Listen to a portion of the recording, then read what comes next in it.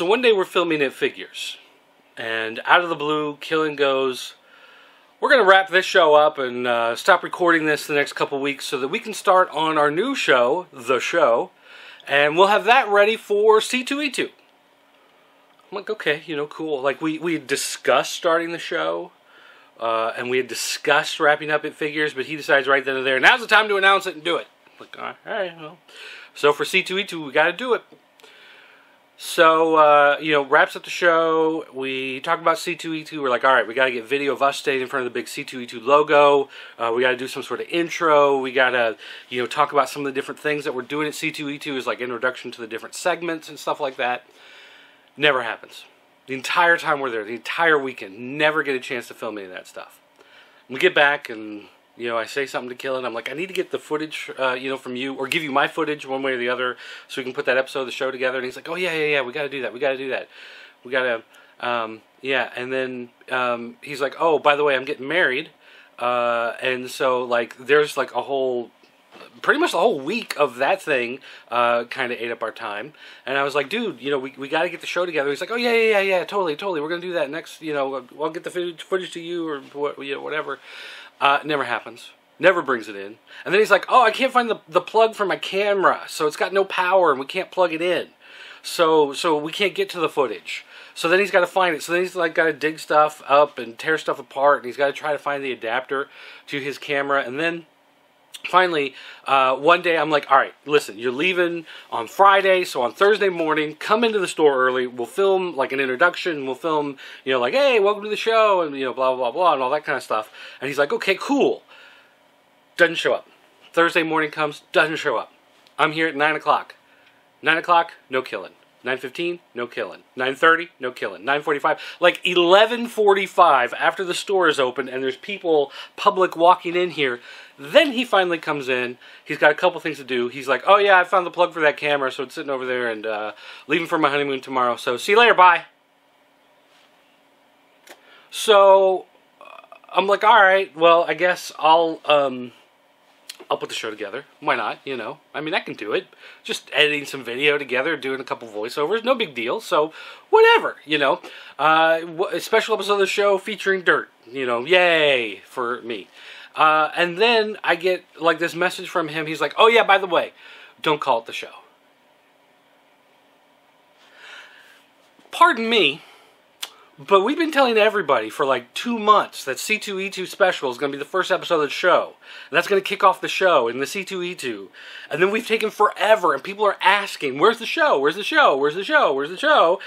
And we've got nothing to show for it, and now you're telling me don't call this the show. And he's like, nah, this is just Pop Culture Network special C2E2. It's not the show. What am I going to do? What am I going to do, Soups? I don't know, man. I don't know. I don't know either. I don't know either. So, welcome to the Pop Culture Network C2E2 special.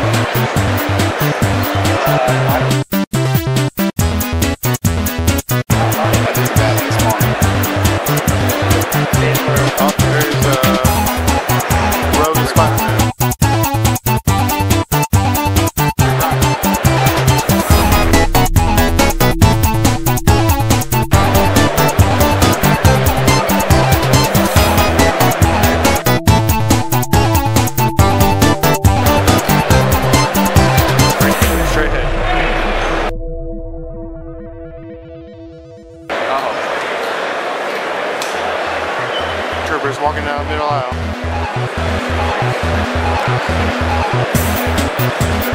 Yeah, let's do this. Let's play this game. I'm gonna go. I'm on my way. I'm gonna go the other way.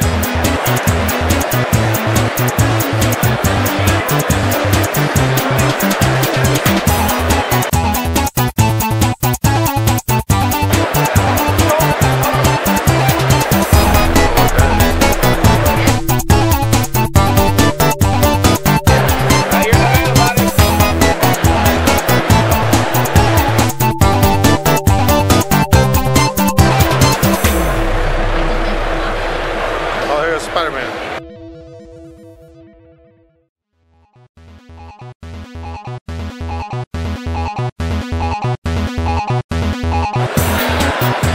The glasses.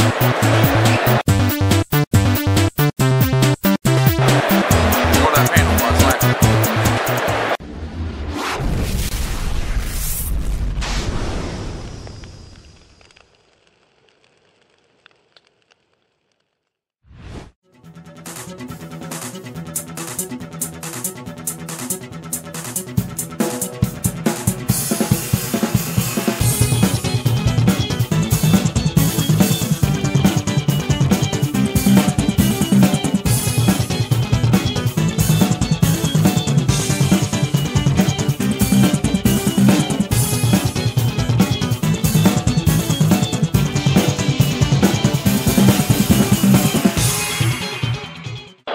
Cash with the Pop Culture Network, and today, it's been a while, I haven't talked to him for a while, our boy Jeff, GBJR Toys, formerly known as Shocker Toys.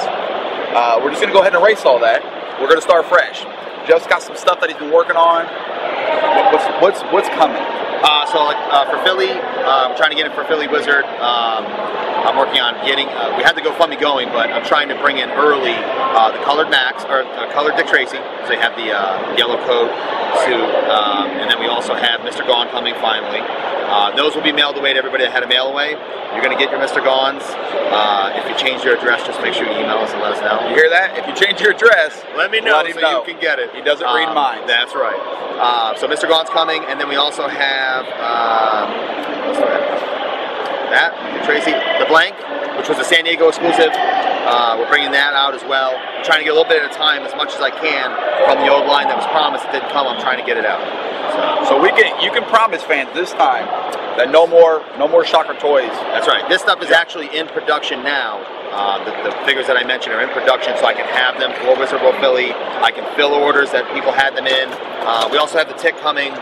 He's coming with the Viewmaster. Unfortunately, Jack Staff is no longer with the line.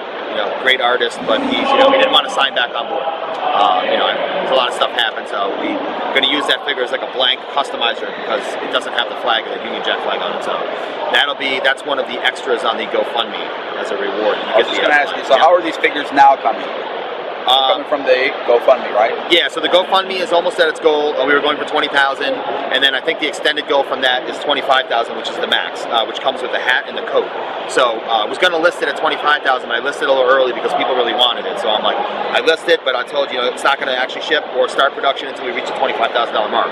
But we're almost at the 20,000 mark. It's been real cool. A lot of people have donated, keep donating. You said only a couple $100 away? Only a couple $100 away. Last time you checked, anyway. Yeah, last time I checked, a couple hundred. So I'm hoping this show, I told everybody about it, that they've been putting into it. So this money is going directly to tooling. This money is going directly to production. I've never taken a dime for anything else but to make the toys. Can you mention what you were talking about over there that you want to do? Which Chuckies? No, the other one, the Monster Spotlight.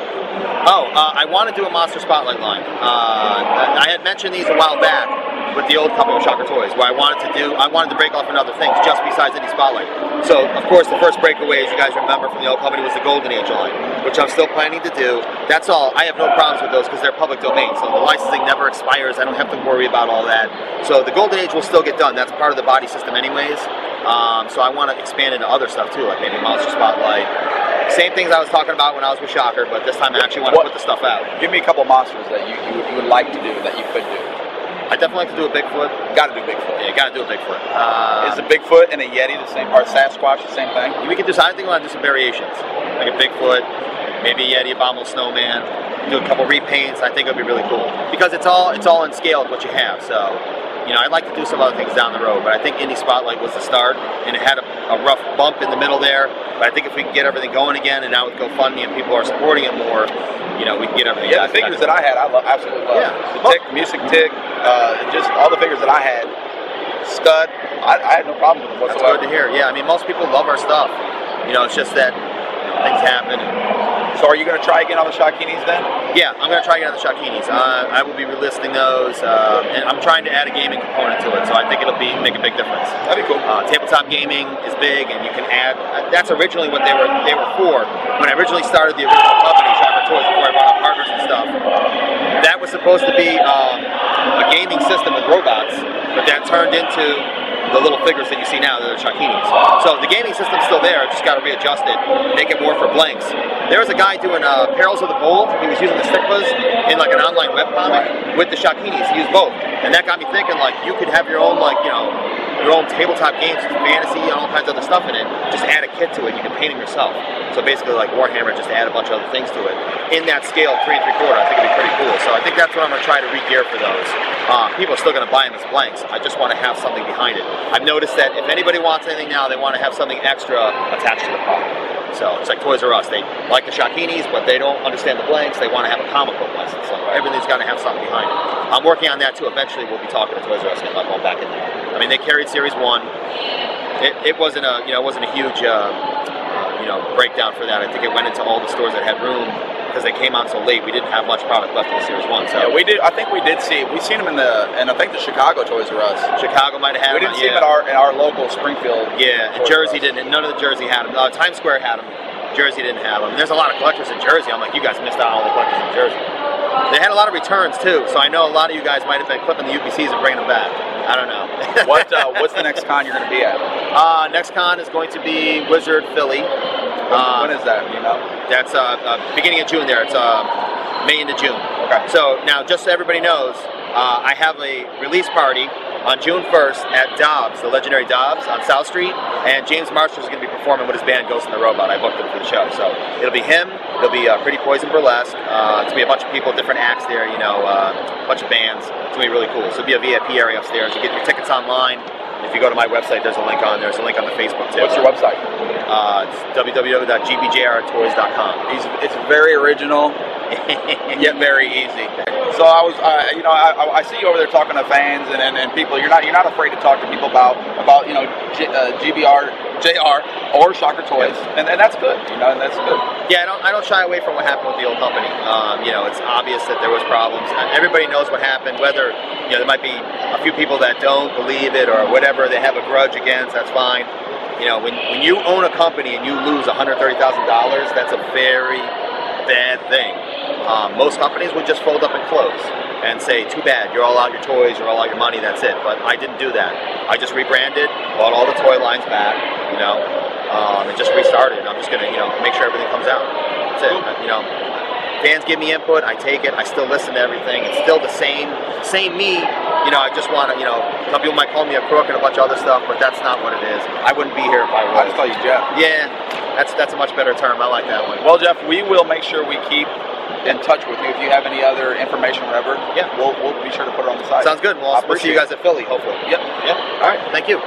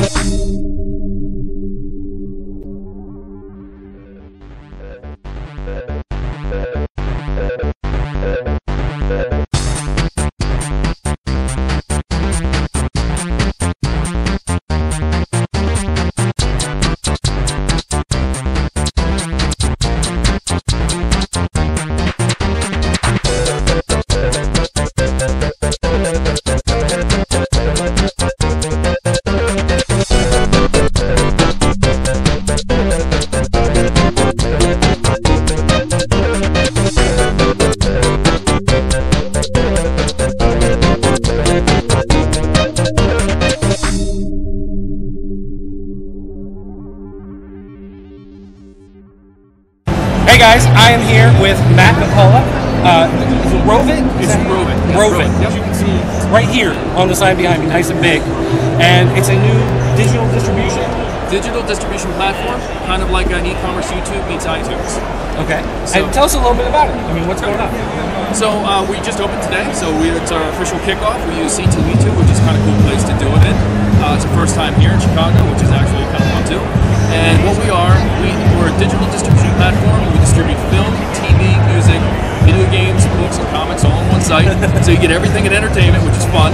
We give 100% of the profit back to the content provider, which is what makes us a little bit different. And we also ad share. So we've kind of created a system where you're going to get the best deal if you're a content provider to come and distribute the same through us. For the users, what's unique about us, everything is video based. So whether you have a comic, a book, a video game, TV, film, music, you have to create a video. So from a user experience, that's what we're a lot like YouTube. You get to go on, serve endless videos, watch the content, get all the information about the people, and if you like it, buy it or rent it. Do you have like a distribution app that you use, or is it directly the content to the consumer? It's the content to the consumer. We're building a Rovit app, so what we'll have is we'll have a library where you can actually take all of your information and compile it and keep it all in one spot. So we'll have a comic reader, a music library, book reader, all of that will be all in one space. Right now, you're just going to download it on your computer. You can share it with iTunes. You can watch it on your laptop or on your iPad, wherever you want. So that's what's also unique about us. We're not exclusive, so it's completely open. So we're kind of changing the way distribution is done. We're a little disruptive that way, which is good. Do you have like some sort of system for someone bringing in new content to, like do you have a process, like an application process, or is it just kind of like an open door, just bring what we're you have? two ways. So because we're independent and we're commercial, so we're open post. So we're not like YouTube. You can actually create your own account. Anybody could go in. Anybody can go on. You can create your own account. There's certain criteria you have to meet. So you obviously you need a video. You have to have all of your metadata, which is all of your basic information. So we're a little bit like IMDb. You'll be able to search and get all that information about all the artists on the site, which is kind of cool. And then for commercial content providers, we're a direct service. So companies like MGM that we've met with, Showtime, and all those companies, they're going to be able to upload their content directly to us through our server. So it's a little bit different. And then do you force any type of DRM onto it? Any types of rights management? Or is it? Yeah, we're a little bit different there too. Okay. So the DRM in the music industry, they've already done away with it. So in the book industry, they're kind of holding tight. Comics and somewhat. So what we're doing is our site is completely DRM free. If you want to place DRM on your page, then you'll have a little icon that says it's actually protected with DRM, but you've done it yourself. We are not. So we're a little bit different. All right. Yeah, Sounds good. All right. Thanks, everybody. Got it. Check it out. Rovit right there. And I like the 2001 Space Odyssey. You got it. Yeah, There we I go. love that. I love that. We knew we were going to get that. Yeah, I love that. Yeah, good stuff. All right. All right. Thank you. I appreciate it, man.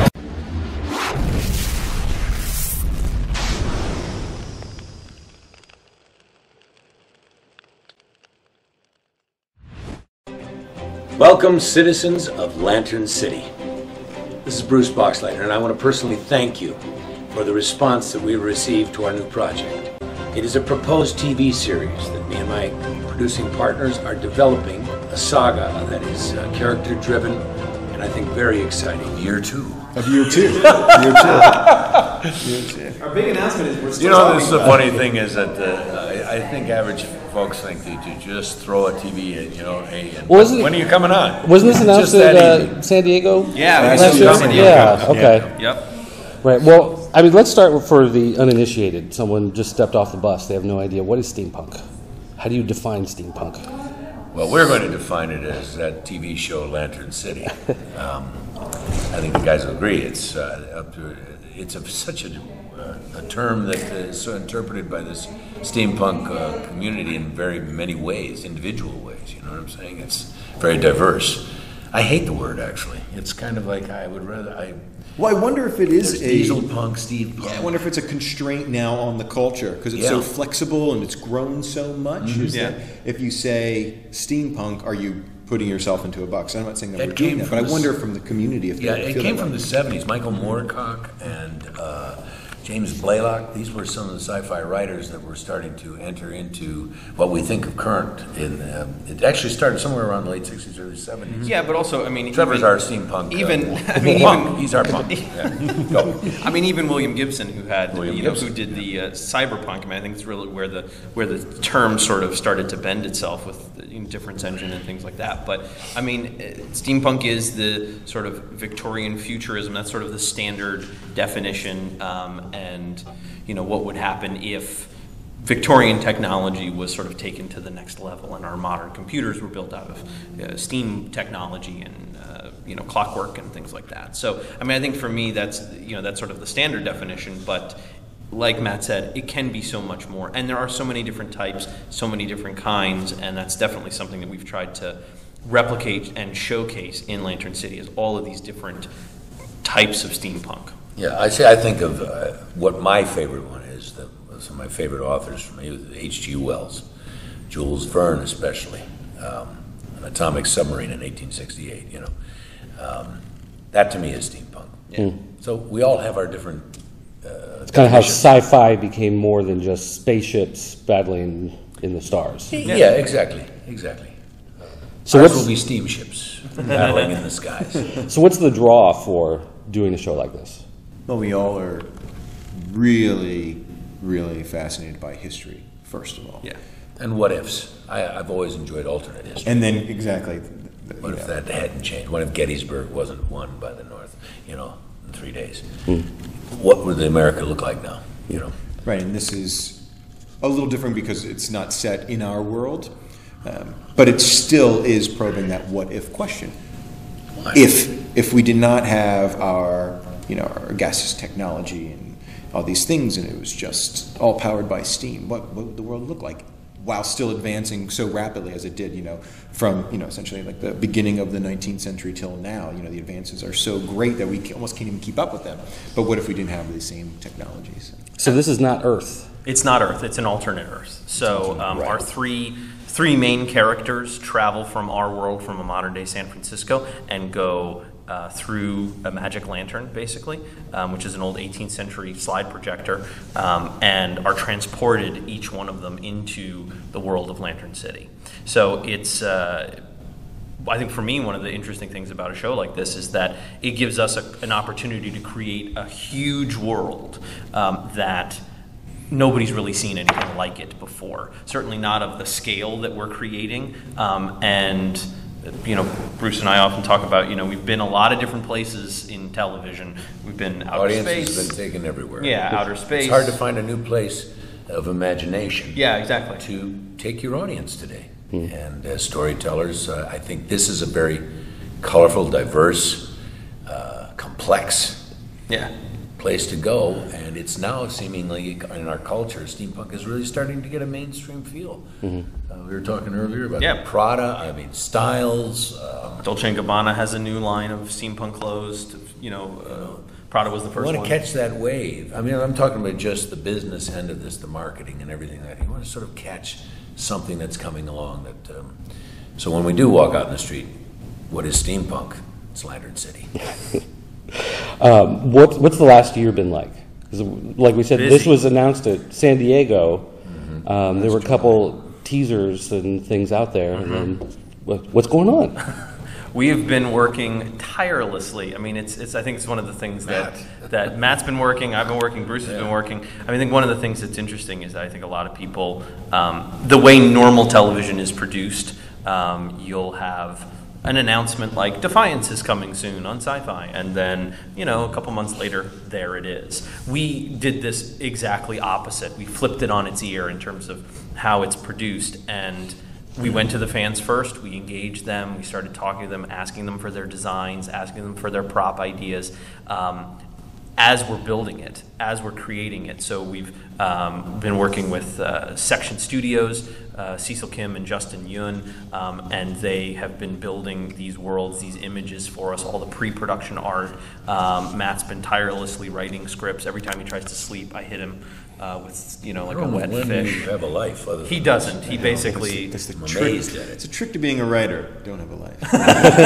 But we've also traveling to various TeslaCon this last year. Yeah, we've done really some immersing conventions. in their culture because I want to see it all. I want to breathe it, sense it, so that we can bring it. In a and we're with a couple of different places that are looking at picking it up in terms of production. So I think that we've got a big announcement tonight at C2E2 and at a panel, which will be broadcast live as well. So I think we're really continuing to give the fans things to really sink their teeth into. But it's funny because we've been working for a whole year now on this project, and now is actually, I think, the most critical time for fans to stick with us because it is a long process. I mean, we're living it at the exact same pace that fans are living it. It's developing a television show is a huge, huge undertaking. And even if you think about a person who's had a lot of hit television shows, Stephen King has had great, wonderful miniseries with The Stand. His new show, The Dome, is just coming on television after 3.5 years of development debacles and things like that. So we're running at an incredibly fast pace. Yeah, because this is a large project. This is not something you do overnight. Yeah. The wonderful thing is that I want to mention too is that we have some marvelous actors coming to us. This is a flip too. You go and you cast actors. We've got actors actually wanting to volunteer. They've read about it, they've seen it, we've talked to them about it, and they go, I want to be in this. And what's wonderful too is that they're actors that are very familiar with this genre in science fiction and fantasy, and their identity is with that for the audience, which is a marvelous thing too. So is the idea to CGI most of it, or practical, or how are you doing? It's going to have to be a blend of both. I have obviously we're doing amazing things in CGI, but some of my favorite film and television. District 9, for example, had a wonderful, I think, a really perfect blend between practical and real and CGI effects. I think that Neil and the guys over at Weta did a fantastic job with that blend, and that's really, I think, where we're gonna find our perfection point is really in not having it all CGI, but really trying to keep as much practical as possible.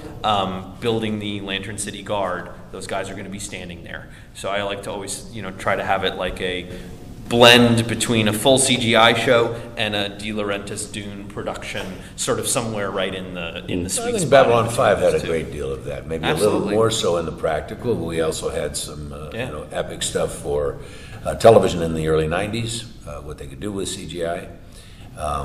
I think we can now step that up more. We have the capability of doing it. Yeah, and that's the nice thing is if we take all those great ideals that Babylon 5 built and we just take those 20 years down the line, we're in good shape. But one of the great things about steampunk is these fantastic designs and creations are such a hands-on experience. I mean, you can hold them, you can make them work, you can manipulate them, and even though, as a viewer at home, you can't reach into your television and do that, but you can tell that it's happening, right? This actor is actually operating this incredible, like keyboard, robot arm gun or whatever. It's like, okay, so it's not just like, well, we'll just put it all in post. It's like someone real. just randomly reaching out into space and they put something in later. Right, and I'm not an actor, but I just imagine that it will enhance the performances that it's there. Yeah. You're not... Agreed.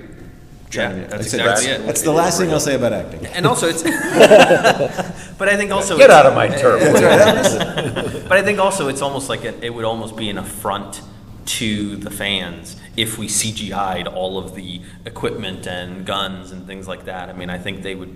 It really goes almost directly against what steampunk stands for, is the making and the building of these fantastic devices. And if we CGI'd it, I think that would be heresy. We'd lose our core immediately. Yeah. They'd sniff us out and that would be it. And, justifiably. Are people shipping you things in the mail that they've built?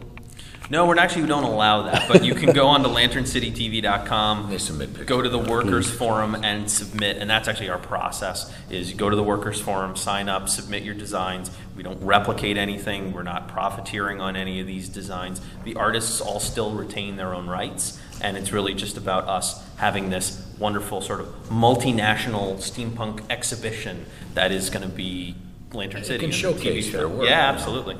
And great opportunities. It's such a phenomenon around the world too, which is great because you're finding out, in Germany they've got a great steampunk, or wherever. France, right? It's incredible. England, obviously. Yeah. So It's really tapping into something that deserves its due. And one of the things that was in your teaser You talk about opening up to the fans and getting those submissions from them. Do they also send characters, storylines, or is it pretty much just for the materials? It's really the materials. It's the props. I'm too much of a control freak. At least at this point. Well, Yeah, maybe, I was was gonna gonna say say- maybe further down Yeah. the line, if we get on with, and we've been in a number of seasons, certainly those type of things. One of the because things- by that time you'll be in a padded cell. You'll be. That's we'll, right. We'll You'll have be worked clinically so hard. insane. That's true. Yeah. One of the things I always thought was interesting about Star Trek, because it is obviously maybe one of the greatest television universes. Oh, yeah. They had a submission policy where anybody could send in a script, and they got some great writers out of that. And I really like that idea. Again, I think that's very much in line with what we believe about this show, that it's not just about Hollywood bringing something to people, but it's about all of us together bringing something to Hollywood. Okay.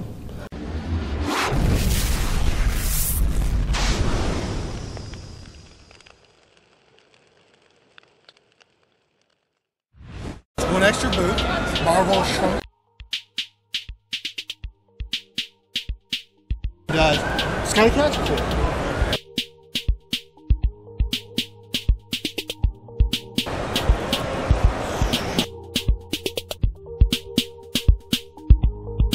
You too.